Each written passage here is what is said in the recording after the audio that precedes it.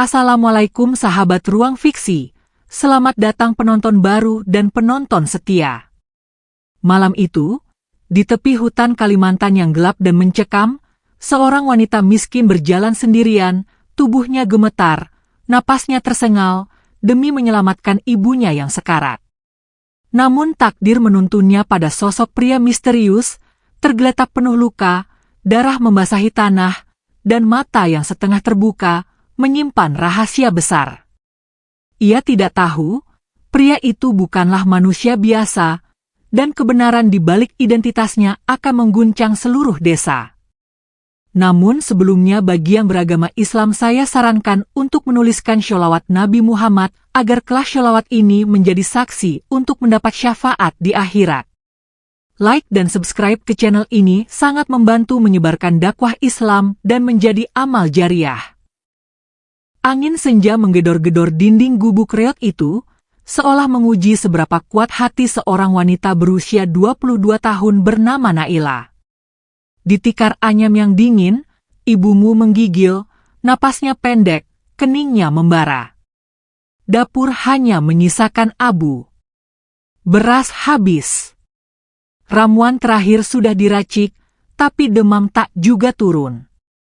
Naila duduk bersila, memegang jemari ibumu yang kurus, bibirnya bergerak lirih menyebut nama Allah dengan pasrah yang nyaris pecah.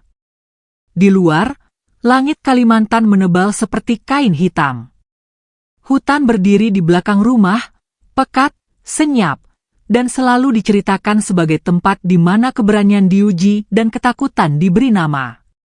Orang-orang menyebutnya hutan buru. Naila menatap ke arah sana, menahan gemetar. Diingatannya, nasihat neneknya berderap, di lembah paling dalam tumbuh daun salingkuh bumi, penurun demam yang keras kepala. Di sanalah harapan tipis itu menunggu. Di sanalah bahaya menanti. Ia bangkit. Senter tua diselipkan. Sebilah kain bersih dilipat. Keranjang kecil dipeluk di dada. Ibumu menatapnya dengan mata bening yang mulai buram. Jangan, nak. Hutan bukan untuk malam. Naila tersenyum rapuh, mencium punggung tangan ibumu. Demi ibumu. Demi kesempatan kedua yang belum sempat datang. Ia melangkah. Pagar bambu berlubang dibiarkan berderit saat dilewati. Tanah becek menghisap telapak kakinya, menahan, seperti ingin menadah langkah-langkah yang ragu. Ranting patah. Burung malam berteriak. Jauh di atas, sepotong bulan terseret awan, menaburkan cahaya pucat di atas kanopi rimbun. Naila menarik napas dalam. Setiap detik menajamkan rasa takut, namun hatimu menggenggam satu kalimat yang tak henti-henti dipanjatkan kepada Allah. Lindungi langkahku. Lindungi ibumu. Jalur setapak cepat berubah jadi bayang-bayang. Akar-akar sebesar lengan melintang seperti ular yang tertidur. Naila terpeleset sekali, dua kali, lututnya lecet, namun ia bangkit lagi. Senter meredup, cahaya mengedip seperti kelopak mata yang lelah. Dalam remang itu, ia terus maju, menghitung detik dengan debar jantung, menakar nyali dengan dingin yang kian menusuk. Hutan seolah berbisik, namun ia tidak berhenti. Tidak malam ini. Jeritan itu datang tiba-tiba, pendek, parau, dipatahkan oleh jarak dan pepohonan. Naila membeku. Udara seperti ditarik keluar dari paru-parunya. Jeritan kedua menyusul, lebih lemah, lebih tercekik. Ke kanan, di balik semak yang berduri. Akal sehat menjerit menyuruhnya lari. Hatimu menolak. Di ujung takut, ada seseorang yang meminta tolong. Ia menyingkap daun raksasa, merunduk, mendorong, menahan diri agar tidak terjatuh lagi. Di bawah pohon besar yang akarnya membentuk pelukan batu, seorang pria berusia sekitar 25 tahun tergeletak. Bajunya koyak. darah merembes dari bahu dan dadanya. Kulitnya dingin, bibirnya pucat, matanya setengah terbuka menatap kosong ke langit. Naila berlutut. "Mas, dengar saya. Mas kuat." Ia bicara pelan, suaranya gemetar namun stabil. Dari keranjang, dikeluarkannya kain bersih untuk menekan luka, sisa air di botol plastik untuk membasuh darah yang menghitam, seutas tambang lusuh untuk membuat tandu darurat. "Tanganmu sakit, punggungmu berdenyut, namun ia tidak menawar nasib." Hujan turun seperti satu keputusan. Rintik dulu, lalu deras. Tanah berubah jadi licin, udara jadi dingin, malam jadi benar-benar malam. Naila mengikat 2 batang ranting, membentangkan kain, lalu dengan sekujur tenaga menyeret tandu yang membawa beban hidup orang lain. Langkah demi langkah. Napas demi napas. Terkadang jatuh tersungkur, lantas bangkit lagi karena bayangan ibumu memanggil-manggil di dalam dada. Ia tidak akan meninggalkan pria ini. Tidak di sini. Tidak di malam yang sedang menutup semua pintu. Kilatan petir membelah langit, memperlihatkan sebuah pondok tua di bibir sungai kecil, separuh dindingnya lapuk, atapnya berlobang. Tempat berteduh yang nyaris lupa cara melindungi. Naila menyeret tandu ke dalam, menidurkan pria itu di atas tikar yang berbau lembab. Ia menyalakan api kecil dari ranting kering yang diselamatkan di bawah pelipir atap. Api menari-nari, memberi hangat yang sepincuk, memberi harapan yang sesendok.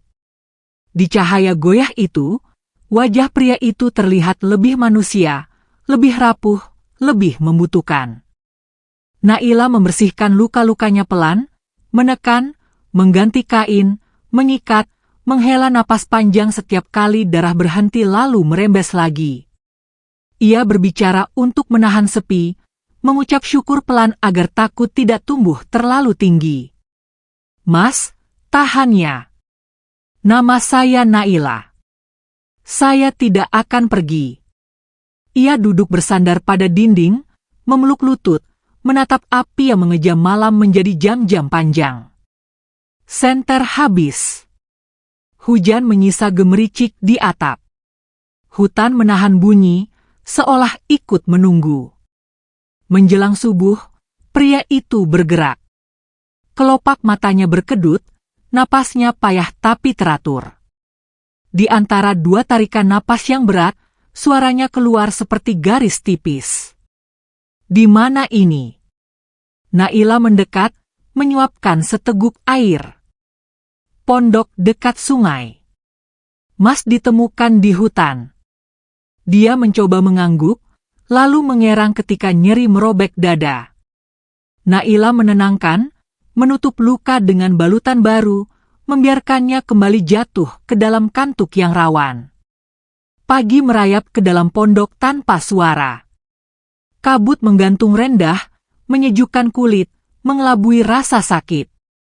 Naila menjemur kain, menambah kayu di perapian, menumbuk daun yang tersisa untuk kompres. Saat ia kembali, pria itu sudah duduk setengah bersandar, menatap api dengan tatapan yang dalam. "Namamu?" "Awan," bisiknya akhirnya. Naila mengangguk kecil. "Awan." Nama yang terasa sejuk, tapi menyimpan petir di ujungnya. Hari pertama berubah jadi hari kedua. Luka-luka Awan mengering lebih cepat daripada yang masuk akal. Balutan yang semestinya basah oleh darah, justru bersih ketika diganti. Demam yang seharusnya berlama-lama, malah turun sebelum senja. Naila memperhatikan dengan dahi berkerut. Keanehan kecil menumpuk, seperti pasir yang diam-diam membentuk bukit. Awan jarang bicara. Ketika berbicara, suaranya selalu pelan, memilih kata-kata seolah setiap suku kata mempunyai harga. Malam ketiga, pondok bernafas bersama gelap. Di luar, hutan kembali bersuara, menabuh serangga, mendesirkan daun, menyimpan ancaman yang tak punya wajah.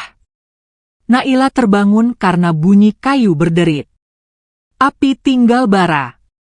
Di ambang pintu, sosok Awan berdiri membelakangi cahaya, tegap, diam, sepi. Naila mendekat 2 langkah, berhenti 1 langkah, menjaga jarak yang bisa melindungi hati dari hal-hal yang ia tidak mengerti. Mas. Tidak ada jawaban. Hanya dada yang naik turun, dan malam yang menahan napas. Bulan pecah dari balik awan, menumpahkan lampu perak ke lantai tanah. Saat itulah Naila melihatnya. Sekilas. Kilau aneh menyala di mata Awan, bukan merah amarah, bukan kuning lapar, melainkan putih yang dingin sekaligus lembut, seperti cahaya di dasar sungai saat subuh. Kilau itu padam secepat muncul, menyisakan keheningan yang lebih rapat. Awan menoleh pelan, bibirnya membentuk senyum tipis yang tidak sanggup menenangkan detak di dada. Naila menelan ludah. Hatinya berkecamuk antara rasa syukur karena pria ini masih bernafas dan rasa gentar karena ada sesuatu yang melampaui kata-kata. Ia mengingat ibumu. Ia mengingat hutan. Ia mengingat jeritan di malam hujan. Semua seperti benang yang hendak ditarik ke satu simpul yang belum bernama. Di ambang pintu, angin keluar masuk seperti suara yang tidak ingin terdengar. Api kecil di tungku mengedip, seolah takut pada sesuatu yang baru saja bangun. Naila memejamkan mata sejenak, mengatur napas, lalu membuka mata kembali. Malam masih panjang. Jawaban belum mau datang. Di batas cahaya dan gelap, ia berdiri, menunggu, sementara tatapan Awan menembus jauh ke dalam hutan yang sepertinya sedang gelisah. Api kecil di tungku menghembuskan napasnya yang oranye, menempel di dinding tanah seperti lidah yang kelelahan. Naila berdiri di ambang pintu pondok, tubuhmu setengah basah oleh kabut yang menetes dari atap. Di depannya, punggung Awan tegak seperti batang pohon yang menolak patah. Mata pria itu memantulkan hutan, seolah di dalam bola matanya hidup seluruh gelap yang tidak pernah mau pergi. Mas. Suara Naila hanya setitik, seperti jarum yang menusuk kain malam. Awan tidak menjawab, namun jemarinya mengepal dan mengendur, berulang-ulang, seakan menimbang kata yang tak juga tiba. Angin membawa bau tanah basah, daun busuk, dan samar-samar, wangi logam dari darah yang tadi petang sudah berhenti merembes. Di sela napas yang disusun pelan, Naila menyadari sesuatu yang baru. Hutan tidak hanya gelap. Hutan sedang gelisah. Ia mundur selangkah, menyalakan kembali tungku dengan ranting tipis, lalu mengambil kain kering. Tanganmu gemetar kecil saat membalut ulang luka di bahu Awan. Kulitnya dingin namun tenang. Naila menatap wajahnya dari dekat, menghitung detik di sela alis yang terkatup, memperhatikan garis rahang yang menegang, dan terutama, memperhatikan mata itu. Bukan hanya karena kilau aneh barusan.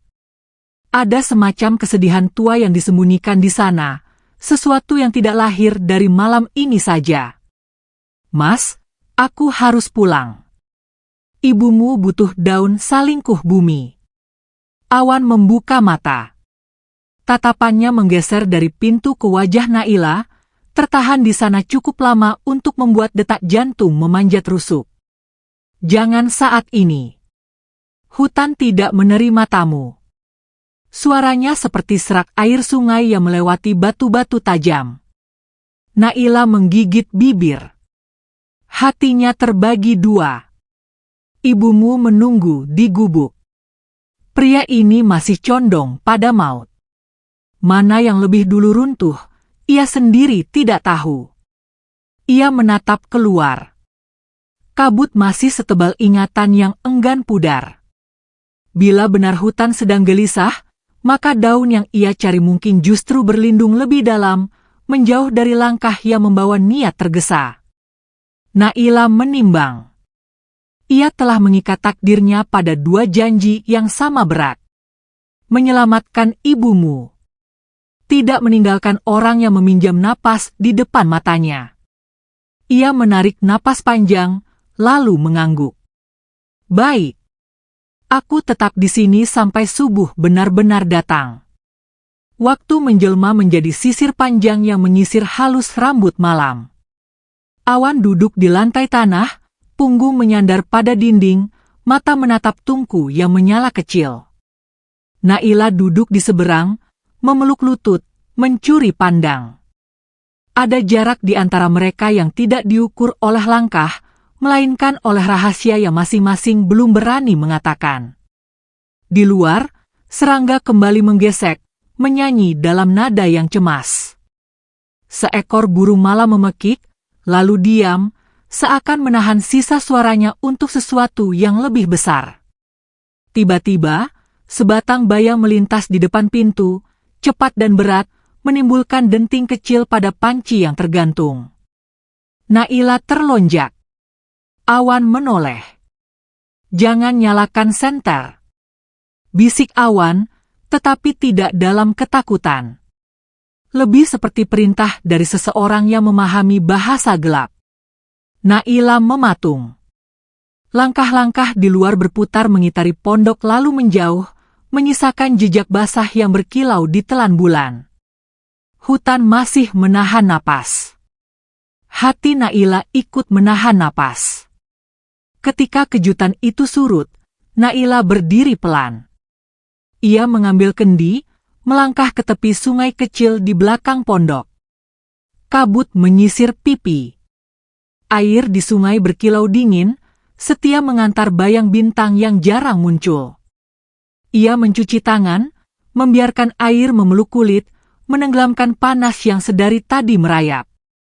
Dari belakang, suara awan menghampiri, tidak lewat telinga, tetapi melalui punggung, seperti tatapan yang tidak ingin terlihat. Jangan terlalu jauh. Suaranya lagi. Naila mengangguk tanpa menoleh. Saat kembali ke pondok, Naila mendapati Awan tengah berdiri. Ia tidak terhuyung seperti sejam lalu. Ia tidak terengah seperti tadi malam. Luka di bahunya tampak seperti garis yang menyusut. Naila mengerutkan dahi. Ini tidak wajar. Kecuali pria ini punya rahasia yang mengubah ukuran wajar. Awan menatapnya, lalu menurunkan pandang, seolah menyembunyikan sesuatu yang hendak keluar dari matanya. Terima kasih. Dua kata yang sederhana, jatuh dari bibirnya seperti daun yang lepas dari dahan, perlahan, tapi pasti menghapus jarak. Subuh menggumam pelan. Cahaya tipis mulai mengusap lusuh dinding pondok. Naila mengatur ulang keranjang, memastikan kain, tambang, dan sedikit ramuan yang tersisa. Ia menarik selendang, mengikat senter yang tadi redup ke pinggang, lalu menatap Awan. Aku akan masuk lebih dalam, mencari lembah itu. Aku harus pulang membawa harapan. Awan diam lama, lalu mengangguk sangat kecil, setipis bayang yang tidak ingin disebut bayang. Jika kamu tetap ingin pergi, pilih denai yang mengikuti arah angin. Jangan melawan suara daun. Jika kamu dengar air yang tidak terlihat, berhenti, karena di sana ada jurang. Naila mengingat setiap kata. Seperti peta yang digambar tanpa tinta, dengan garis yang hanya bisa dilihat bila mata menutup dan hati membuka. Ia melangkah, melewati ambang pintu, menapak tanah yang belepotan embun. Hutan menyambutnya dengan dingin yang membawa gigil sekaligus kejernihan. Di belakang, Awan berdiri paling depan dari bayang-bayang, menghilang begitu Naila menoleh kedua kalinya. Ia merapatkan selendang, lalu menyusup ke antara semak. Langkahmu menjadi doa. Pekat menyerap setiap bunyi, lalu mengembalikan gema yang terlambat. Denai kecil mengikuti aliran angin. Daun salingkuh bumi, menurut cerita nenek, menyukai tanah lembab di lembah yang jarang disirami matahari. Di kanan, suara air tanpa sungai menggema. Naila berhenti. Ia menuruni jalur di kiri yang ditandai akar lumutan. Udara semakin dingin. Bau tanah semakin tua. Ranting menyapu betis, menyisakan goresan halus yang pedih, mengingatkan bahwa tubuh adalah peta dari segala yang pernah disentuh. Ia menemukan lembah itu saat matahari masih memerah di ujung timur. Lembah sempit, dipagari tebing tanah yang licin. Di dasar lembah, tumbuh daun-daun berbentuk teardrop, hijau gelap, mengilap, dengan urat yang menonjol seperti huruf yang belum ia bisa baca. Naila berlutut. Jemarinya menyentuh satu daun, mengucap syukur pelan kepada Allah yang membuka jalan selebar ini. Ia memetik secukupnya, membungkusnya dengan kain basah, memasukkan ke keranjang. Hatinya sedikit lebih ringan. Langkah pula menunggu, namun ia tahu hutan belum selesai dengan dirinya.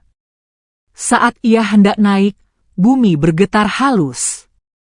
Getaran pertama seperti batuk jauh dari perut gunung. Getaran kedua lebih dekat. Seekor babi hutan berlari melintas atas, menyibak semak dengan amarah yang tidak diarahkan pada siapapun. Naila menempel pada dinding tanah, menahan napas, menunggu geraman berlalu. Ketika hening kembali turun, ia memanjat, menancapkan jemari ke celah akar, meniti batu yang licin. Di atas sana, udara lebih bersih. Ia menyeka keringat, merapikan napas, lalu berjalan kembali ke danai yang mengikuti angin. Ia tiba di pondok ketika matahari sudah mengangkat kabut pertama. Awan duduk di tepi pintu, menatap sekeliling seperti seorang penjaga yang meneliti pagar dengan mata yang hafal setiap retak. Naila menunjukkan daun yang diikat kain. Awan mengangguk, lagi-lagi tipis, tetapi di matanya terbit sesuatu yang menyerupai lega. Kamu harus pulang sekarang. Waktu memadat. Naila tidak bertanya apa maksud memadat. Ia sudah belajar bahwa beberapa kata baru memiliki makna ketika kejadian datang menyusulnya. Ia menyiapkan air hangat, mengemas kain, memadamkan api tungku, lalu berdiri di hadapan awan. Kembali ke desa, jaraknya bukan hanya langkah, melainkan prasangka orang-orang yang ia tinggalkan. Namun yang paling penting adalah ibumu. Ia mengangguk pada awan. Terima kasih untuk semalam. Awan bangkit, berdiri tegak hingga bayangnya memanjang ke dalam pondok. Tatapan mereka bertemu. Sejenak, dunia seperti lupa berputar. Hutan mengantar Naila keluar sampai batas pagar bambu. Gubuk reot menyambut dengan dinding yang mengeluh pelan. Di dalam, ibumu masih terbaring, peluhnya dingin, bibirnya kering. Naila menanak air, menumbuk daun yang baru dipetik, meracik ramuan sebagaimana yang diajarkan nenek, lalu meletakkan tangannya di dada ibumu. Bibirnya bergerak, sebutan untuk Allah mengalir tanpa jeda, menyerahkan sisa kekuatannya pada yang lebih besar dari hutan dan gelap. Perlahan, demam turun seperti matahari yang rela mengalah. Napas ibumu memanjang, tubuhnya tidak lagi bergetar. Syukur mengembang di dada Naila, besar dan hangat. Ia menunggui sampai senja. Di luar, beberapa pria dan wanita desa lewat, memandang ke arah gubuk dengan tatapan yang mencampurkan heran dan cemas. Mereka tahu Naila menghilang semalam. Mereka tahu hutan tidak ramah kepada mereka yang pulang tanpa cerita. Naila menutup pintu, memeluk ibumu, berbisik bahwa malam ini akan dihabiskan untuk tidur tanpa mimpi buruk. Namun di dasar tenang yang baru tumbuh, ada satu kecemasan yang kembali berdenyut. Awan. Pria yang tinggal di pondok. Luka yang sembuh terlalu cepat. Mata yang memantulkan hutan. Ketika malam turun lagi, Naila menyusuri jalan menuju pondok untuk memastikan Awan tidak ditelan sunyi. Ia membawa roti singkong yang tipis, sedikit garam, dan kain bersih. Langit menabur bintang lebih banyak dari semalam. Sungai kecil memantulkan mereka dalam garis yang patah-patah. Di ambang pondok, ia berhenti. Awan berdiri di tengah ruangan, punggung membelakanginya, bahu melebar, napas panjang, seolah mengukur jarak antara dirinya dan sesuatu yang tidak terlihat. "Mas." Naila memanggil, pelan, takut mengganggu. Awan menoleh. Untuk sesaat, Naila melihat seluruh kelelahan dunia berkumpul di wajah itu, lalu sesuatu yang lain, seperti keputusan. Ia melangkah lebih dekat, menaruh roti singkong, menyiapkan kain. "Kamu bisa tidur lebih nyenyak malam ini." Ia berusaha tersenyum. Awan memandang roti itu, lalu Naila, kemudian menatap pintu. Hutan memanggil. Kalimat itu keluar seperti fakta yang sederhana. Naila menelan keras. Memanggil untuk apa? Awan tidak langsung menjawab. Ia melangkah ke ambang pintu, berdiri di bawah cahaya bulan yang jatuh seperti tirai. Sinar itu menyentuh kulitnya, mengalir, seolah mengenali. Naila gemetar tanpa dingin. Ia tidak tahu apa yang akan terjadi, tetapi hatimu mengerti bahwa ini saatnya rahasia mengangkat wajahnya. Awan mengangkat telapak tangan, menutup mata, menarik napas yang sangat panjang. Udara di pondok berubah. Bukan dingin yang menambah gigil, melainkan tenang yang menelan bunyi. Serangga berhenti bernyanyi. Air sungai merendahkan suaranya. Angin seperti menahan diri agar tidak menyingkap sesuatu terlalu cepat. Cahaya di kulit awan mulai bergerak. Bukan terang yang menyilaukan, melainkan kilau pucat yang merambat dari ujung jari ke lengan, dari lengan ke bahu, dari bahu ke seluruh tubuh. Rambutnya seakan melar. Tidak, bukan rambut, melainkan bulu yang memutih dalam bisu. Naila mundur selangkah, lututnya kehilangan tulang, tetapi matanya tetap melekat, tidak sanggup berpaling. Bukan takut yang mendominasi, bukan juga kagum yang melumpuhkan, melainkan perpaduan keduanya yang membungkusnya rapat. Awan membuka mata. Kilau putih di pupilnya menyala, lembut namun pasti, seperti mata lampu yang ditutup kain tipis. Suaranya datang lagi, kali ini seperti diucapkan dari jauh. "Naila, jika kamu tetap ingin tinggal, jangan menjerit. Jika kamu ingin pergi, pergilah sekarang." Naila menggigit bibir. Rahangmu menegang.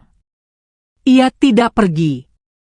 Ia tidak pernah pergi dari sesuatu yang sudah ia pilih. Ia berdiri di tempatnya, menahan arus yang naik dari telapak kaki ke tengkuk. Cahaya itu memuncak. Udara bergetar. Lantai tanah mengeras di bawah telapak kaki Naila. Di depan matanya, tubuh awan merenggang, berganti bentuk tanpa bunyi tulang yang patah. Bayangan di dinding bergerak liar, menari-nari seperti hantu yang ketakutan. Dalam kedipan yang terasa sepanjang satu musim, wujud manusia itu bergeser, menyusut di beberapa tempat, membesar di tempat lain, menyusun diri menjadi sesuatu yang pernah hanya jadi cerita di bibir orang yang takut pada malam. Naila menarik napas yang sangat panjang, lalu menahannya di dada. Lidahnya kaku. Jantungnya mengetuk keras. Di ambang pintu, di bawah lampu bulan, seekor harimau putih berdiri, sunyi, megah, matanya memantulkan hutan dan api dan seluruh rahasia yang pernah bersembunyi di balik daun. Harimau putih itu berdiri di ambang pintu, bulunya bening seperti embun yang membeku, garis-garis keperakannya menyala halus di bawah cahaya bulan. Nafasnya pelan, matanya jernih, bukan mata yang lapar, melainkan mata yang membawa umur panjang dan lelah. Naila tidak bergeser.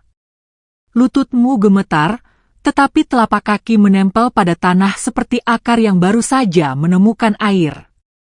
Api di tungku mengecil, seolah mau padam oleh takjub. Di dalam dada, doa mengalir kepada Allah, melewati sela tulang rusuk yang mengetuk tanpa irama. Harimau itu menundukkan kepala, singkat, seperti penghormatan. Lalu cahaya pada tubuhnya surut, garis-garisnya melebur, bayangannya menciut, dan tanpa jeritan tulang, tanpa ringis daging, sosok itu kembali menyusun diri menjadi pria yang telah Naila rawat sejak malam hujan. Awan berdiri tegak, bahunya naik turun, keringatnya dingin, tetapi matanya kini tidak lagi menyembunyikan apapun. Naila menelan napas. Suara keluar dari bibirnya selembut ujung kain. Maas. Awan mengangguk sekali. Di luar, sungai bergumam, serangga kembali menggesek sayap, seakan hutan ikut lega karena rahasia sudah menemukan mulutnya. Aku bukan manusia biasa. Ucap awan, suaranya tenang, dalam, seperti berasal dari batang pohon tua. Aku penjaga hutan. Roh lama yang diberi izin berjalan dengan kaki manusia agar bisa memahami lidah manusia. Aku pernah hidup sebagai harimau putih yang mengitari wilayah ini, berpuluh musim hujan, berpuluh musim kemarau. Lalu orang-orang datang dengan mesin, api, dan senjata. Mereka memanggilku siluman, padahal aku hanya menghalangi agar akar tetap memegang tanah, agar air tidak lupa jalan pulang. Naila menarik kursi pendek yang setengah patah, tetapi ia tidak duduk. Ia memilih berdiri, jantung menepuk. Kata-kata awan jatuh satu-satu, berat namun jelas. Di setiap jeda, hutan seperti ikut mendengar. Mereka menjebakku, mendorongku ke jurang, meninggalkanku dengan luka yang menganga. Aku bersiap mati, sampai malam ketika hujan menjahitkan kita di tempat yang sama. Kau tidak bertanya siapa aku. Kau menahan hujan dengan punggungmu sendiri. Kau menyeret tubuhku melalui lumpur, dan malam itu, hutan menulis satu kalimat baru tentang manusia. Naila menundukkan kepala, seolah kalimat itu terlalu terang untuk ditatap langsung. Ia mengingat punggung yang pegal, rasa takut pada gelap yang tidak punya wajah, dan suara ibumu yang mengerang dalam ingatan. Semua itu menyatu menjadi sesuatu yang membuat mata panas. Terima kasih sudah jujur. Kalimatnya pelan, tetapi tidak ragu. Aku tetap Naila. Engkau tetap awan. Di antara kita ada hutan, ada ibumu, ada luka, ada janji. Awan menatapnya lama. Tatapan yang mengukur bukan untuk menghakimi, melainkan untuk menjaga agar kata tidak melukai. Ia mengangkat telapak tangan. Di sana, sebutir cahaya lahir setipis api kunang, berdenyut seperti napas. Cahaya itu menggembung, merangkai diri menjadi sebuah gelang putih. Bukan perak, bukan tulang, melainkan sesuatu yang memantulkan cahaya bulan, halus, ringan, seolah lahir dari kabut itu sendiri. Ambil. Ini bagian dari jiwaku. Selama gelang itu di pergelangan tanganmu, Allah yang memegang kunci penyembuhan akan membiarkan doa melewati tubuhmu dengan lebih mudah. Tapi ada syaratnya. Ia bukan milik orang yang ingin memamerkan keajaiban. Ia hanya tunduk kepada hati yang tulus dan bersih. Naila menatap gelang itu. Udara terasa lebih tenang, debur sungai terdengar lebih dekat, dan sejenak, waktu seakan berhenti untuk mendengarkan keputusan. Ia mengulurkan tangan. Jemarinya menyentuh dingin yang menenangkan. Saat gelang melingkar, hangat merayap dari pergelangan masuk ke nadi, menanjak ke lengan, lalu memenuhi dada. Bukan panas yang membakar, melainkan sejuk yang menyalakan pelita kecil di ruang paling gelap dalam diri. Air mata Naila jatuh tanpa suara. Ia tidak menangis karena sedih. Ia menangis karena diberi daya untuk menyelamatkan sesuatu yang lebih besar dari dirinya. Aku tidak minta balasan, Mas. Aku hanya ingin ibumu sembuh. Awan mengangguk. Maka bawa pulang pelita itu. Letakkan tanganmu di dada ibumu. Jangan pikirkan mantra. Jadikan hatimu sebagai tempat air mengalir. Biarkan Allah yang bekerja. Tetapi ingat, pelita menarik malam. Kebaikan memanggil ujian. Orang-orang akan datang, ada yang memohon, ada yang tidak percaya, ada yang marah. Hati harus kuat agar cahaya tidak putus. Kalimat itu membekas seperti cap. Naila menghafal dan menyimpannya di balik detak jantung. Ia menatap awan. Mata pria itu teduh, tetapi letihnya tampak. Ia ingin mengatakan banyak hal, tetapi memilih kalimat yang paling jujur. Terima kasih.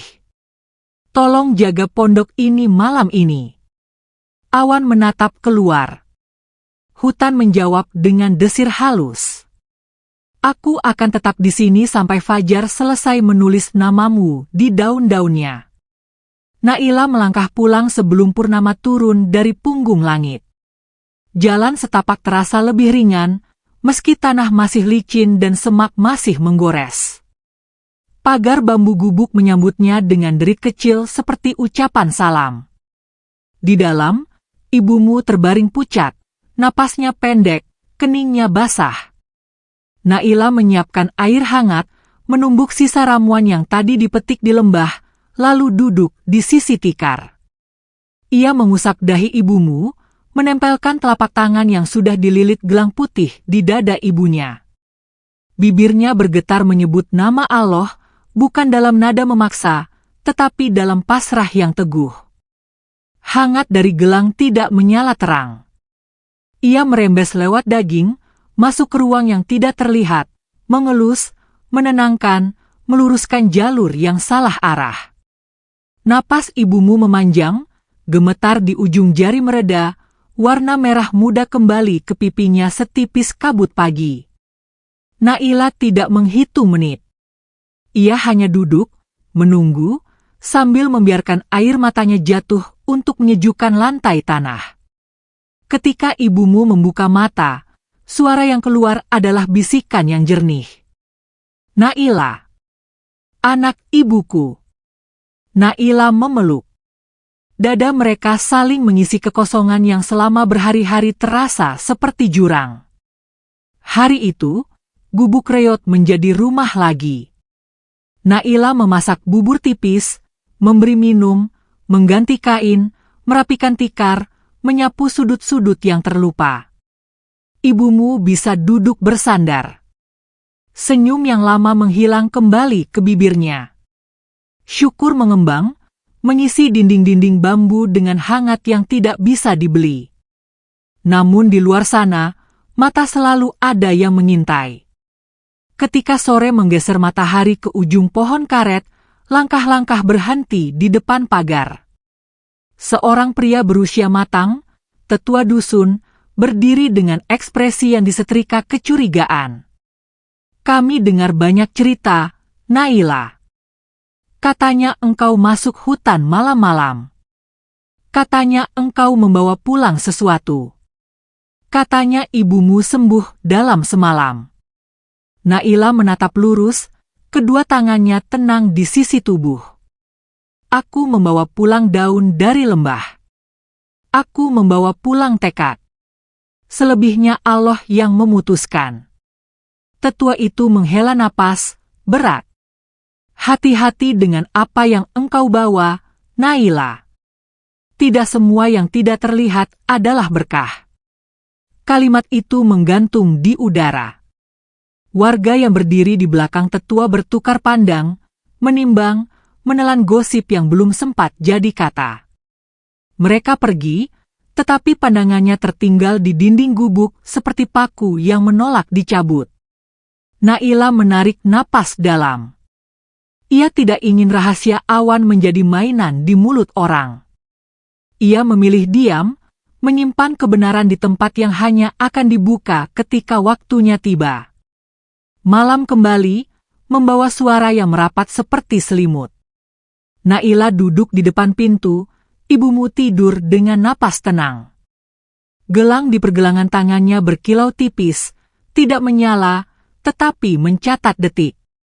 Dari arah pondok tepi sungai, angin mengantarkan bau asap yang sangat halus, seolah ada kayu basah yang belum mau terbakar. Ia berdiri. Hatinya menegangkan senar. Ada sesuatu di hutan. Ada sesuatu yang memanggil. Ia berjalan pelan, meninggalkan gubuk tanpa suara. Bintang-bintang lebih jernih daripada semalam. Sungai memantulkan langit yang seperti kain dingin.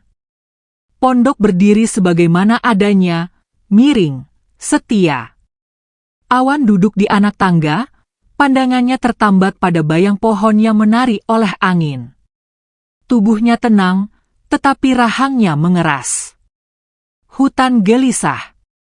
Sayup, terdengar bunyi langkah jauh, bukan dari hewan, melainkan dari kaki manusia yang memikul niat. Naila mendekat, merapatkan selendang. Awan mengangkat tangan, seolah meminta hening. Dari balik pohon beringin yang condong ke sungai, 2 kilau kecil muncul lalu padam, lalu muncul lagi. Bukan mata hewan. Itu panas di ujung batang. Obor. Awan berbisik, setipis desir. Mereka mencari sesuatu yang bisa dibakar. Naila merasa perutnya ditarik ke bawah. Gubuk. Ibunya. Warga yang penasaran. Fitnah yang siap berkecambah. Awan berdiri.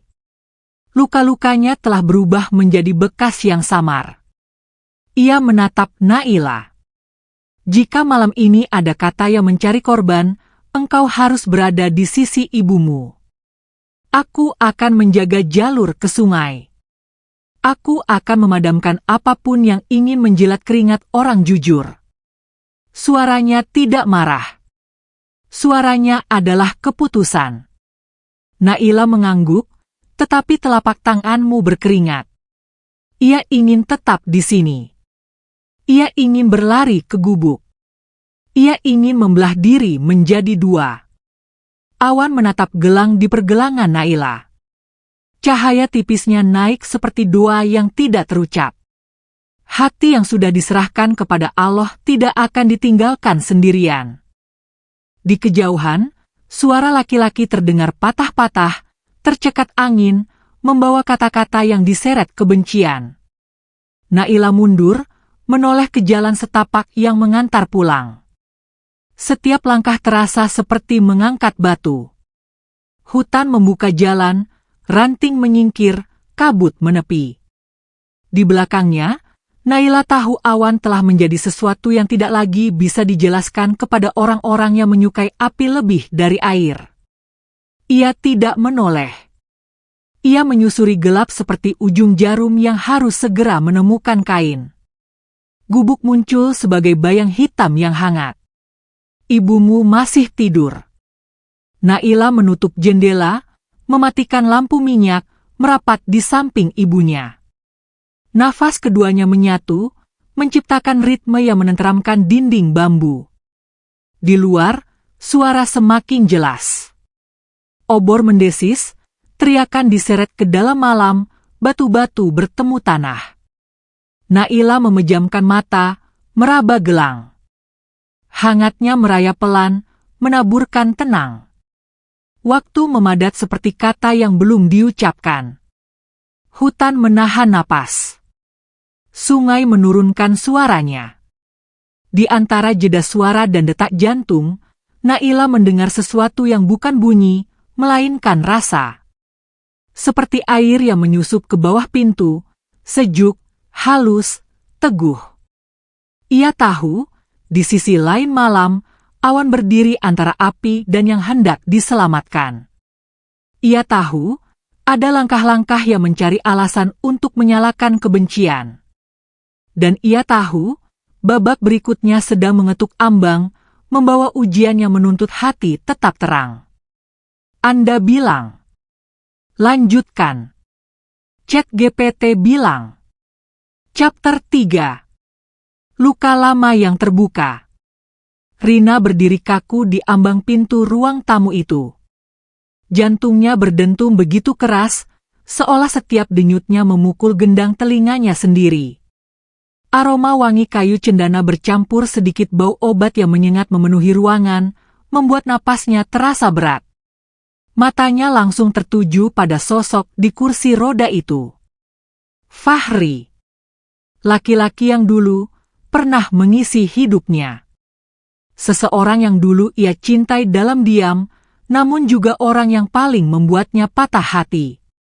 Tubuhnya sekarang terlihat jauh lebih kurus, wajahnya pucat, tapi sorot mata itu masih sama. Sorot yang pernah membuat Rina merasa berarti, sebelum semua hancur karena sebuah pengkhianatan yang bahkan sampai detik ini belum pernah ia mengerti. Seketika udara di ruangan itu menjadi dingin. Fahri menatap Rina, dan ada sesuatu yang berputar cepat di matanya, kejutan, penyesalan, atau mungkin rindu yang tak terucap. Aku tidak percaya ini, suara Fahri bergetar. Tangannya yang pucat berusaha memegang sandaran kursi roda, seolah mencari pegangan dari kenyataan. Kamu di sini, Rina? Rina mengalihkan pandangannya. Ia tahu, kalau ia membalas tatapan itu, semua pertahanan yang sudah ia bangun selama bertahun-tahun akan runtuh seketika. Aku kesini, karena Kirana memintaku membantu, ucapnya pelan namun tegas. Kirana yang sedari tadi berdiri di sisi Fahri langsung menoleh bergantian pada keduanya. Ia bisa merasakan ketegangan aneh yang mengalir di udara. Kalian saling kenal? Tanyanya ragu. Tak ada jawaban cepat. Rina memilih berjalan menuju meja, menurunkan tasnya perlahan, mencoba bersikap profesional. Sementara Fahri masih menatapnya seolah ingin memastikan bahwa ini bukan mimpi atau ilusi. Ya, kami saling kenal, akhirnya Fahri menjawab. Suaranya berat, seakan menyimpan 1000 cerita di balik kata-kata itu. Hening menyelimuti ruangan. Rina menghela napas dalam, berusaha mengusir semua kenangan yang mulai merayap masuk tanpa diundang. Ia ingat, betul-betul ingat, bagaimana dulu ia mendengar kabar Fahri menikah dengan wanita lain, di hari yang seharusnya mereka bertemu untuk membicarakan masa depan. Rina berjongkok, membuka kotak obat, dan mulai menyiapkan suntikan sesuai arahan Kirana. Tangannya gemetar sedikit, bukan karena takut, tapi karena keberadaan Fahri terlalu dekat. Ia bisa merasakan tatapan itu terus mengikuti setiap gerakannya. Kenapa kamu di sini, Rina? Tanya Fahri lagi, kali ini nadanya lebih lembut, tapi ada rasa ingin tahu yang mendesak di dalamnya. Rina tidak langsung menjawab. Ia mengambil kain kasa, membersihkan lengan Fahri dengan gerakan terlatih. Kirana bilang, kamu butuh perawatan, ucapnya singkat. Perawatan? Fahri menghela napas pendek, bibirnya menegang. Aku butuh lebih dari itu. Kirana memandang keduanya, matanya bergantian melihat Rina dan Fahri. Ada perasaan bahwa kisah di antara dua orang ini jauh lebih rumit daripada yang terlihat. Kalau begitu, mungkin kalian butuh bicara berdua, katanya sambil berdiri. Aku akan siapkan teh di dapur. Begitu Kirana pergi, keheningan semakin pekat. Rina menyelesaikan pekerjaannya, tapi tangan Fahri tiba-tiba menyentuh pergelangan tangannya, lemah, namun cukup untuk membuat Rina berhenti. Aku cari kamu bertahun-tahun, Rina, ucapnya pelan. Ada luka di suaranya. Tapi kamu menghilang begitu saja. Rina menatapnya, dan semua amarah yang ia tahan selama ini hampir saja tumpah. Menghilang, suaranya meninggi sedikit. Kamu yang menikah dengan orang lain, Fahri. Di hari yang kita rencanakan untuk memulai semuanya. Fahri terlihat terkejut. Itu bukan yang kamu pikirkan. Rina tertawa pahit, tapi matanya mulai memerah. Sudah cukup. Aku tidak mau mengungkit masa lalu. Tapi aku mau, potong Fahri. Tangannya masih menahan Rina. Karena kebenaran yang kamu tahu tidak pernah lengkap. Kalimat itu membuat Rina terpaku. Ada sesuatu di nada suara Fahri yang terdengar seperti permintaan maaf, tapi juga sebuah janji untuk mengungkapkan rahasia besar. Namun sebelum ia sempat bertanya, Kirana kembali masuk sambil membawa nampan berisi teh dan kue. Kalian terlihat seperti sedang membicarakan hal penting, ucapnya polos. Rina buru-buru menarik tangannya dari genggaman Fahri. Tidak, hanya menanyakan soal perawatan, ujarnya cepat. Fahri hanya diam, tapi tatapan matanya pada Rina begitu dalam, seakan berkata, kita belum selesai. Rina meneguk teh yang disodorkan Kirana. Panasnya menelusup ke tenggorokan, tapi tidak mampu mencairkan kebekuan di dalam hatinya. Ia sadar, pertemuan ini bukanlah kebetulan. Dan entah bagaimana, Allah menempatkannya di sini bukan hanya untuk merawat Fahri, tapi untuk membuka luka lama yang selama ini ia tutup rapat-rapat. Namun ia juga tahu, semakin lama ia berada di sini, semakin besar kemungkinan masa lalu itu menyeretnya kembali ke dalam pusaran yang dulu hampir menghancurkan hidupnya. Dan di balik semua itu, ada rasa penasaran yang semakin sulit ia tahan. Malam duduk di atas atap gubuk seperti beban yang menolak diangkat. Di dalam, ibumu tidur dengan napas yang kembali tenang, dahi tidak lagi mendidih, kulitnya tidak lagi berkabut peluh. Naila duduk di lantai tanah, punggung bersandar pada dinding bambu, telapak tangan menyentuh gelang putih yang hangatnya merayap lembut, seolah berbisik bahwa pertolongan Allah selalu lebih dekat daripada rasa takut. Namun di luar, suara-suara berkumpul, tidak keras, tapi tajam. Desir obor. Langkah-langkah yang tidak mencari jalan, melainkan alasan. Naila berdiri, merapat ke jendela. Di balik celah, bayang-bayang beranjak, menebalkan gelap. Nama yang sering memancing keributan berdiri paling depan, Johnny, dagunya menantang, obor di tangannya mengipasi kebencian yang belum mendapat sasaran.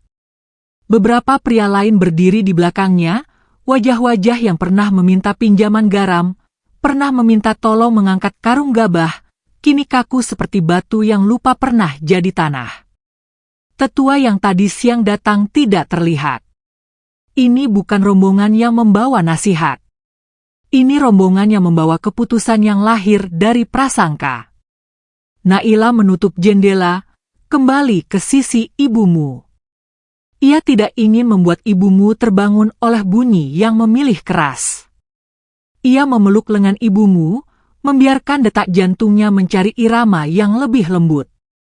Di luar, suara sepatu menghentak tanah, obor mendesis, dan bisik-bisik yang menyebut kata yang sama berulang-ulang, dukun, siluman, ilmu hitam, padahal tidak ada satupun dari mereka yang pernah melihat hutan saat hujan turun seperti kemarin. Naila memejam, bibirnya bergerak pelan, menyerahkan marah yang hendak tumbuh pada Allah, agar tidak berubah menjadi api yang menelan. Pada detik ketika langkah-langkah itu mendekat, angin di ambang pintu berubah. Sejuk, tenang, seperti ujung sungai yang baru menyentuh mata air. Naila membuka mata. Bayang tipis menyusup lewat anyaman dinding. Tidak terlihat, namun terasa. Di sisi lain malam, awan berdiri di tepi jalan setapak, menutup jalan yang telah ia hafal, mengukur jarak rombongan dengan tenang. Ia tidak mengaum, tidak menakut-nakuti, hanya berdiri, dalam wujud yang dipilih hutan untuk menenangkan bukan untuk melukai. Dan seperti air yang disuruh minggir oleh batu besar, langkah-langkah itu tiba-tiba bubar, menunda keputusan yang tadi digenggam terlalu erat. Naila menarik napas panjang, lututmu surut dari gemetar. Ia menatap wajah ibumu, lalu menatap gelang di pergelangan. Hangatnya merunduk, seperti pelita yang sadar malam belum selesai. Ia menunggu sampai suara obor benar-benar lenyap, baru kemudian menyandarkan kepala di sisi tikar. Mata baru terpejam saat kartu-kartu lelah habis dibagi. Tidurnya pendek, tetapi cukup untuk menyambut pagi yang datang dengan kabut yang tipis. Subuh menyiram dusun dengan air yang jernih. Kabar tentang ibumu yang bangun, duduk, dan bisa meneguk bubur merambat seperti bau kopi. Seorang wanita datang dengan langkah terburu, anak gadisnya demam keras sejak 2 hari lalu, mata sayu, kulit terbakar panas. Naila menggelar tikar di teras, mempersilakan duduk. Ia menumbuk daun yang tersisa, menambahkan sedikit garam, mengajari sang ibu memijat pelipis, lalu menaruh telapak tangan di dada sang gadis. Gelang memanas pelan, bukan membakar, melainkan membujuk rasa sakit agar melepaskan genggaman. Sejam kemudian, demam surut seperti air yang kembali ke sungai, mata sang gadis memantul lagi, bibirnya memulangkan senyum. Wanita itu menangis, mencium tangan Naila, lalu menoleh ke langit sambil menyebut nama Allah, berkali-kali, penuh syukur. Sejak itu, orang mulai berdatangan. Seorang pria muda dengan luka sayat di betis akibat parang yang terpeleset. Seorang wanita berusia matang dengan punggung yang sejak panen terakhir seperti menolak diluruskan. Seorang pemuda yang napasnya pendek karena batuk yang tidak memilih waktu. Naila menyambut semua, tanpa menanyakan di mana mereka berdiri semalam. Ia mengikat balutan, meracik ramuan, menatap dengan tatapan yang menenangkan. Setiap kali menyentuh, ia berbisik pelan, meminjam kekuatan Allah agar mengalir lewat ruas-ruas jarinya. Setiap kali, gelang menjawab dengan hangat yang menyebar, memulihkan bukan hanya daging, tetapi juga nyali. Tentu, kebaikan tidak pernah datang sendirian. Di pagar bambu, suara lain berbisik, lebih nyaring saat matahari condong ke barat. Engkau lihat, katanya, nafas orang itu membaik, tetapi itu pasti karena susuk dari hutan. Orang kedua menimpali, tidak masuk akal luka segitu cepat kering. Orang ketiga menajamkan, hati-hati, ini pasti ada udang di balik batu. Padahal yang mereka lihat setiap hari hanyalah telapak tangan yang lelah, sebuah gelang yang menyala senyap, dan seorang wanita yang bangun lebih awal untuk menyapu lantai agar tamu tidak terjatuh oleh debu. Menjelang sore, tetua datang kembali, kali ini bersama seorang tokoh agama dari dusun sebelah. Raut keduanya membawa sesuatu yang disebut kewaspadaan. Mereka duduk di tikar yang sama, menyeruput teh yang sama, namun kalimat-kalimatnya berbeda. Naila, kami dengar banyak yang datang. Kami dengar pula yang sembuh. Ucap sang tetua, suaranya datar, seperti garis yang menolak dibengkokkan. Tokoh agama menambahkan, segala daya datang dari Allah, bukan dari benda. Gelang itu apa? Naila menatap gelangnya, lalu menatap mereka. Ini hanya penanda bahwa hati tidak dibiarkan sendiri. Yang bekerja tetap doa. Yang memutuskan tetap Allah. Kalimat yang benar tidak selalu menenangkan orang yang hatinya sedang mencari alasan untuk curiga. Sang tokoh agama mengangguk tipis, tidak puas, tidak juga marah. Ia berdiri, berpamitan, meninggalkan rumah bambu itu dengan langkah yang tidak menyampaikan jawaban. Di belakangnya, bisik-bisik menjalar lagi, menempel di dinding seperti lumut yang enggan dibersihkan. Malam kedua setelah itu membawa kejutan yang lebih keras. Langit kering sejak siang, angin bergerak dari arah kebun karet, membawa bau yang tidak biasanya. Naila sedang menyiapkan air hangat ketika kilat oranye melompat di tepi dusun. Obor. Banyak. Tetapi ini bukan pawai. Ini bukan orang-orang yang menggerakkan gosip. Ini api yang memanjat batang, memanjat daun, memakan pagar, meludah ke langit. Teriakan memotong udara. Anak tangga bergetar oleh langkah yang berlari ke arahnya meminta tolong. Naila menatap ibumu yang duduk di tepi tikar. Ibumu mengangguk, mata mengerti sebelum kata dibuat. Pergi. Tolong mereka. Naila meraih keranjang, memasukkan dedaunan dari lembah, garam, kain, kendi. Ia berlari ke sungai, menumbuk daun di atas batu, menambahkan garam dan air hingga cairan hijau pekat terbentuk, menyusupkan bau segar yang berlawanan dengan anyir asap. Kendi-kendi terisi. Ia bergerak. Hutan seperti membuka jalur bagi langkah yang membawa niat memadamkan, bukan menyulut. Di pinggir ladang, api mengamuk seperti amarah yang menang lotera. Orang-orang berbaris dari sumur ke pinggir api, meneruskan ember dari tangan ke tangan. Naila menyelinap, tidak berteriak, hanya bekerja. Ia menyiram cairan hijau ke akar api, ke tepi yang menyambar cepat, ke jarak di mana percikan biasanya melompat. Cairan itu tidak membuat suara besar. Ia menelan nyala seperti ibu menidurkan bayi yang rewel. Sedikit-sedikit, lidah api memendek. Orang-orang melirik, heran, lalu meniru, membantu menyiram air biasa di titik yang cairan hijau sudah lembutkan. 2 jam lebih, keringat menjahit punggung, mata perih, suara serak, namun api akhirnya mengakui kekalahan. Ladang gosong, tetapi rumah tidak jadi arang. Sunyi turun seperti hujan yang menunda. Orang-orang berdiri bimbang, tangan masih memegang ember yang baru saja kehilangan tugas. Di tengah gosong, Naila berdiri, wajahmu berjelaga, rambut berantakan, gelang memantulkan sisa-sisa cahaya. Mata bertemu mata. Ada rasa malu yang perlahan menyusup ke wajah-wajah yang tadi sore meruncingkan kata. Ada juga mata yang tidak rela menyerahkan panggung kepada kebenaran. Joni melangkah maju, bibirnya mengeras, matanya menolak mengucap terima kasih. Ia menatap gelang, lalu menatap ladang yang padam.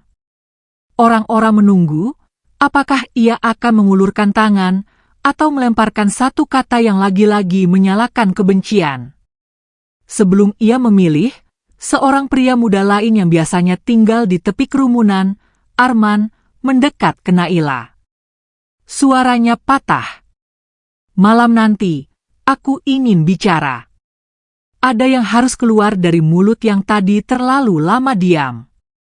Mata Arman bergetar, seperti orang yang hendak memuntahkan batu yang ia telan bertahun-tahun. Naila mengangguk. Ia tidak menanyakan sekarang. Ia tahu, kebenaran yang dipaksa keluar bisa berubah jadi pisau yang tidak memilih tangan.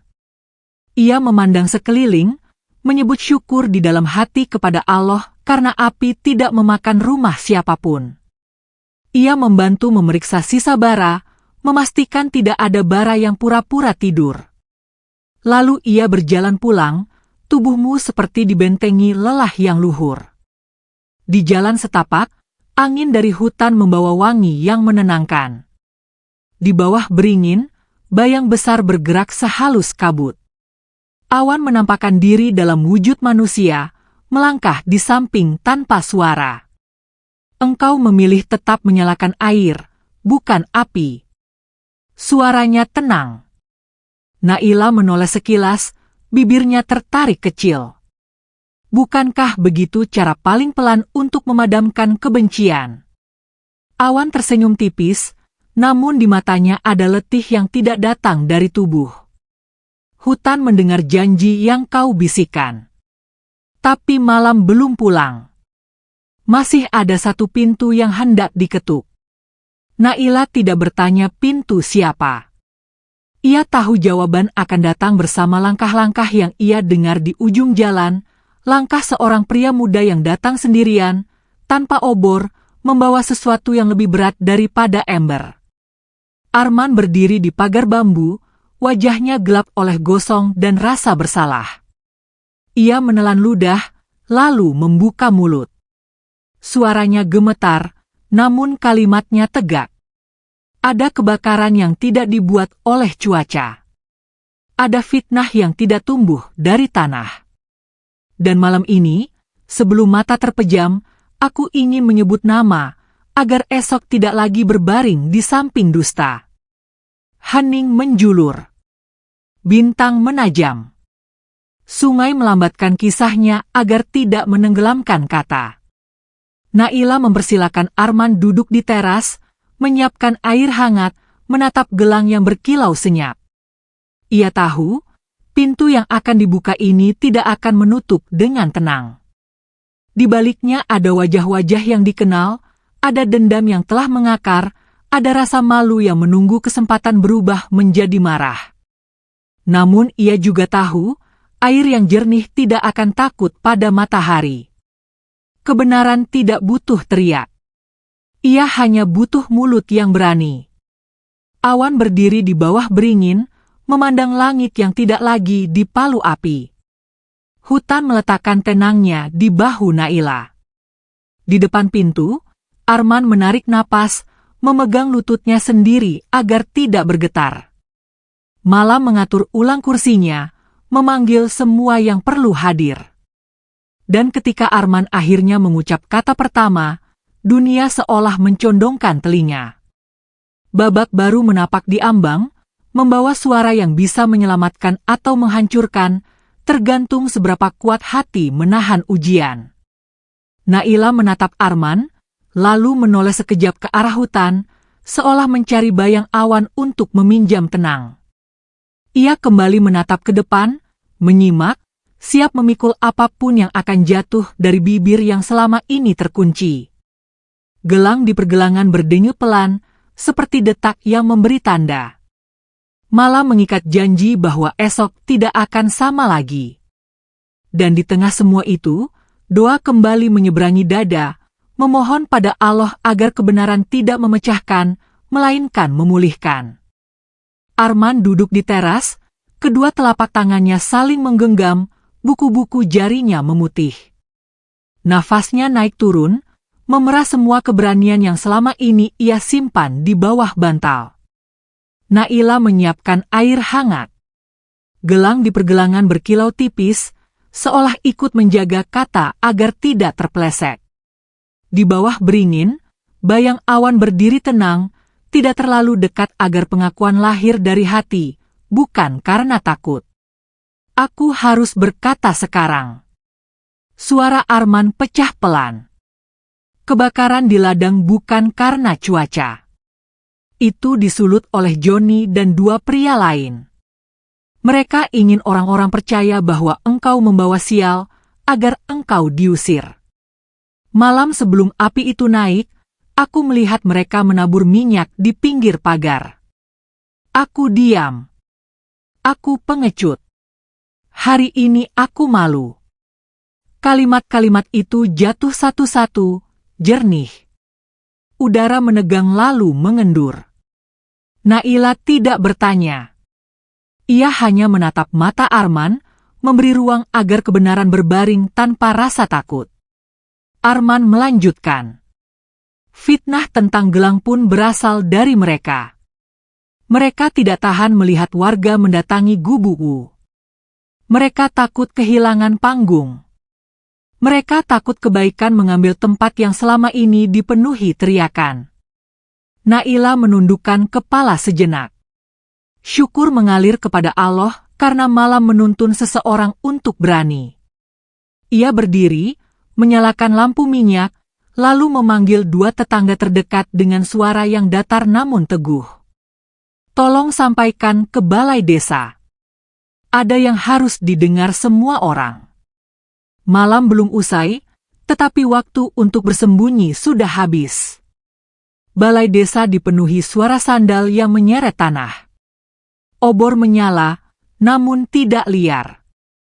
Wajah-wajah berkumpul, sebagian cemas, sebagian penasaran, sebagian masih menyimpan sisa amarah yang belum menemukan arah. Tetua duduk di depan, tokoh agama di sebelahnya, keduanya menatap Naila dan Arman yang berdiri berdampingan. Ucapkan yang engkau lihat, Arman. Jangan lebih, jangan kurang. Arman menarik napas panjang. Ia menceritakan semua.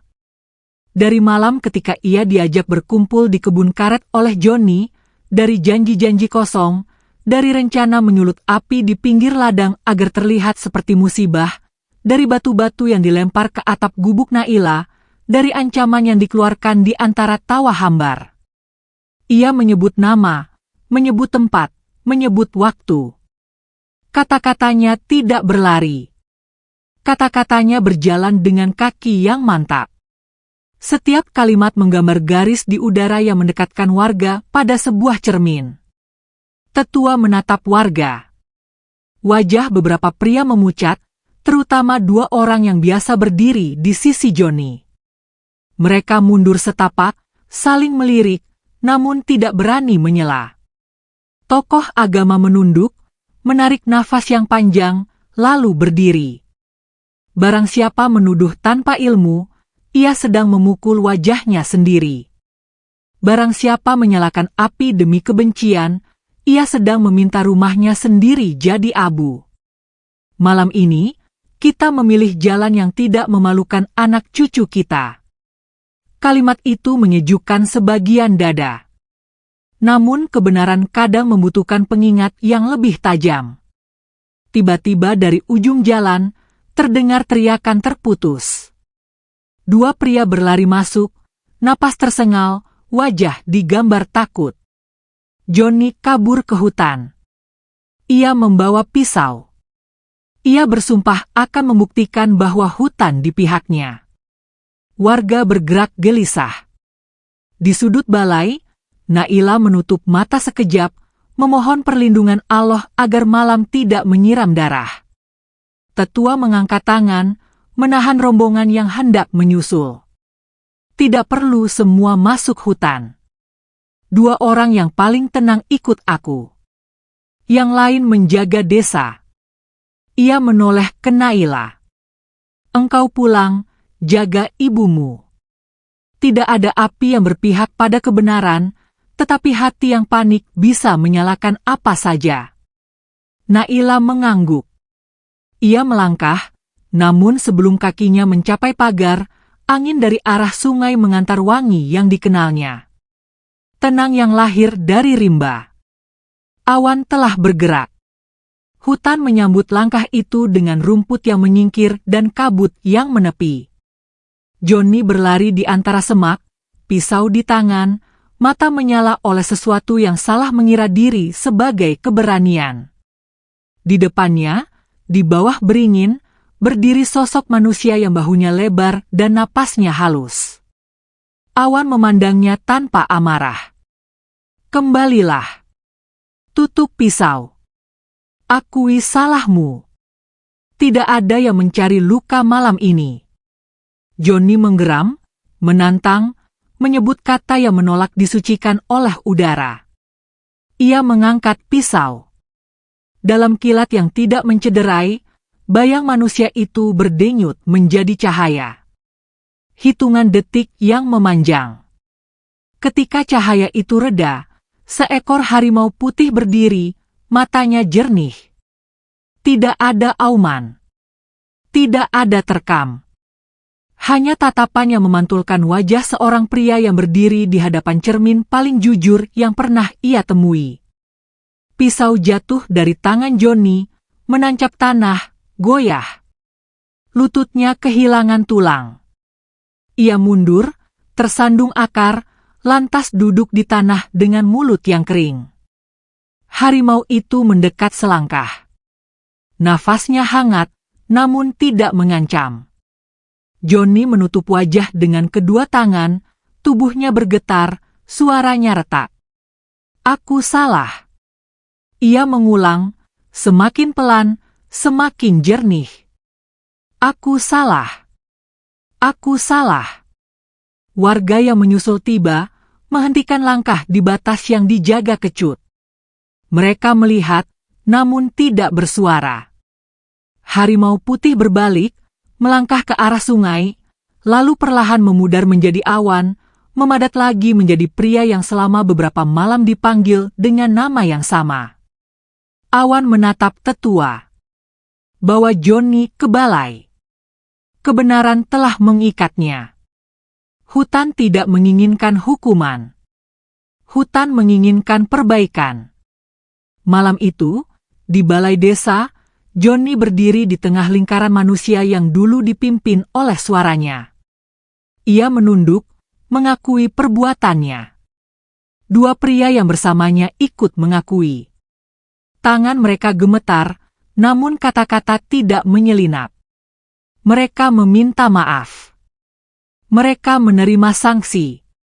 Tetua memutuskan kerja bakti yang panjang, ganti rugi untuk ladang yang gosong, dan larangan memegang obor pada musim kering.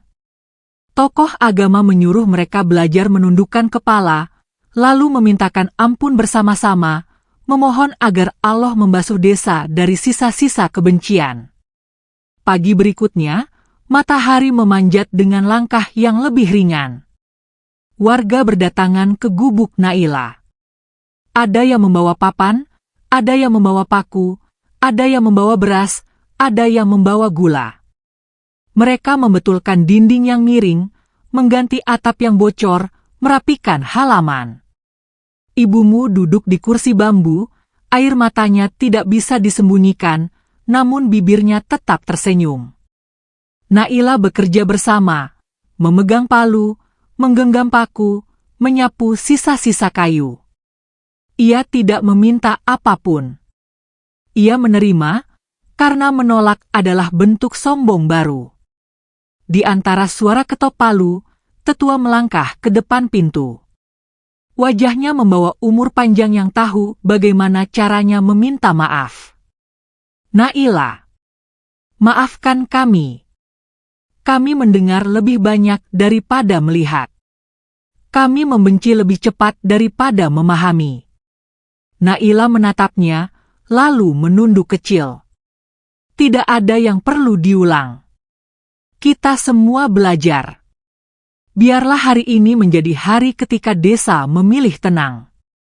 Sejak hari itu, gubuk bambu berubah menjadi rumah yang memanggil orang untuk sembuh.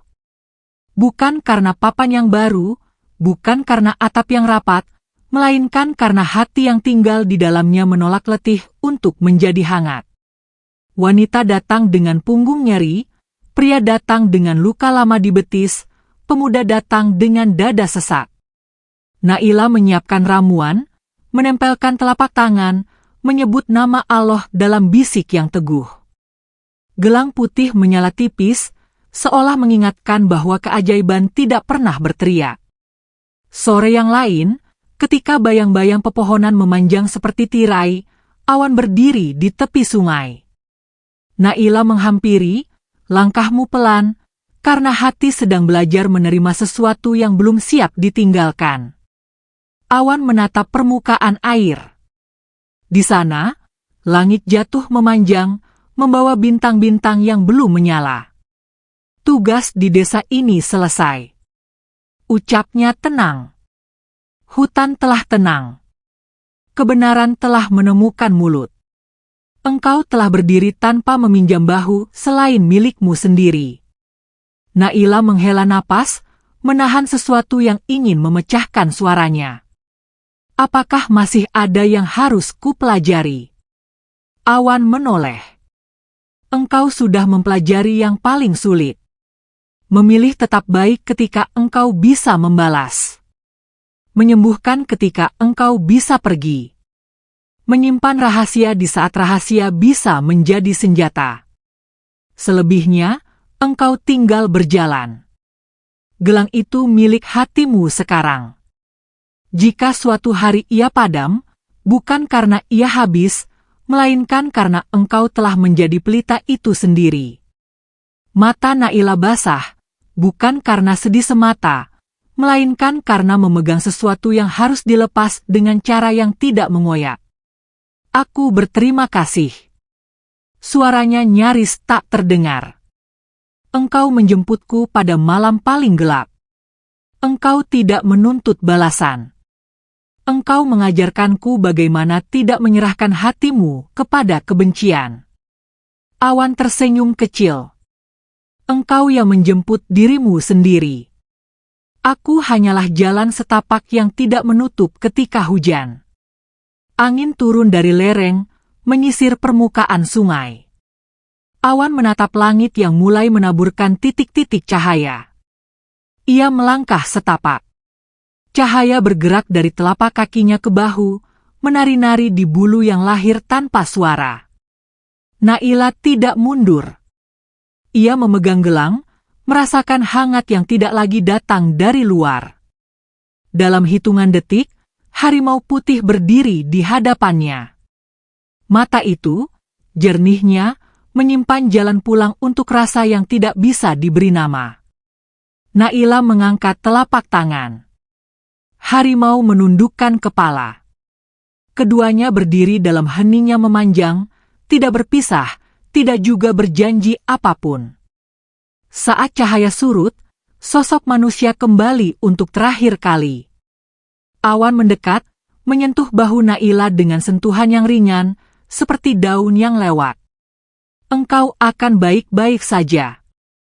Kalimat itu tidak meminta jawaban. Awan mundur 2 langkah. Udara di sekelilingnya berpendar. Langit di atas sungai membuka ruang setipis kertas. Cahaya menyambar pelan, tidak menyilaukan, tidak menyakitkan. Di dalam cahaya itu, awan memudar, seperti embun yang pulang ke udara. Sungai tetap mengalir. Hutan tetap berdiri. Keheningan tidak terasa kosong. Malam turun sempurna. Naila duduk di batu besar, memandangi permukaan air yang menyalin bintang. Gelang di pergelangan berdenyut lembut, seperti detak tambahan di dalam dada. Ia tidak merasa kehilangan yang menjerat. Ia merasa lebih besar dari yang ia duga. Ia berdiri, melangkah pulang. Di gerbang, warga sedang menutup hari. Beberapa menyalakan lampu minyak, beberapa merapikan alat bertani, beberapa mengucapkan salam. Naila membalas, senyumnya tidak lagi tipis. Ia masuk rumah, memeriksa selimut ibumu, merapikan sisa ramuan, menaruh kendi di sudut. Pagi berikutnya, pria dan wanita datang membawa cerita sakit yang bermacam-macam. Naila mendengar tanpa memotong, menanyakan tanpa menghakimi, menyentuh tanpa ragu. Rumah itu menjadi sekolah kecil. Ia menanam kebun herbal di belakang, merapikan bedeng, menandai setiap daun dengan kayu kecil yang ditulisi kapur. Ia mengajari warga meracik, mengajari cara memijat yang benar, mengajari cara bernapas yang lebih panjang ketika cemas datang. Orang-orang pulang membawa tak hanya obat, tetapi juga cara melihat hari dengan lebih terang. Di pematang sore, tetua berdiri memandangi dusun yang tenang. Tokoh agama mendekat, menatap gubuk yang kini kokoh, menatap hutan yang lembut. Keduanya mengangguk pelan, seolah setuju pada satu hal yang tidak perlu diucapkan. Di sungai, bayang harimau putih tidak muncul lagi, namun desiran angin sering membawa tenang yang asing. Pada malam yang tertentu, ketika bintang turun lebih banyak, gelang di tangan Naila menyala sedikit lebih terang, seolah mengingatkan bahwa yang pergi tidak meninggalkan lubang, melainkan jalan. Waktu berjalan seperti air yang tahu alamat. Desa menua tanpa merasa tua. Nama Naila menjadi singkatan dari ketabahan. Ia menolak dibangunkan rumah besar, menolak disebut orang sakti, menolak dipuja. Ia memilih berkebun, memilih merawat, memilih apa adanya. Hutan menjawab dengan hujan yang datang tepat waktu. Sungai menjawab dengan air yang tidak pernah kering. Warga menjawab dengan gotong royong yang rajin. Pada suatu senja, ketika cahaya memerah di ujung pohon karet, Naila duduk di depan pintu. Ibumu menyisir rambutnya dengan jemari yang kini kuat. Gelang berkilau lembut, menyatu dengan kulit, seperti sesuatu yang memang seharusnya di sana sejak awal. Dari kejauhan, tawa pemuda terdengar, langkah wanita berdetak, suara doa naik dari surau yang kecil. Naila memejamkan mata, menarik napas panjang, mengembuskannya perlahan. Hatinya tidak lagi ditarik ke segala arah. Hatinya berdiri di tempatnya. Malah menjatuhkan bintang setitik di atas atap bambu yang baru. Di dalam rumah, udara wangi daun yang dikeringkan. Di luar, hutan bersandar pada gelap yang tidak menakutkan lagi.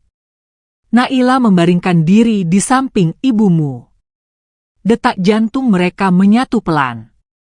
Di pergelangan, pelita kecil itu berdenyut sabar, menandai perjalanan yang belum selesai, namun sudah menemukan jalan.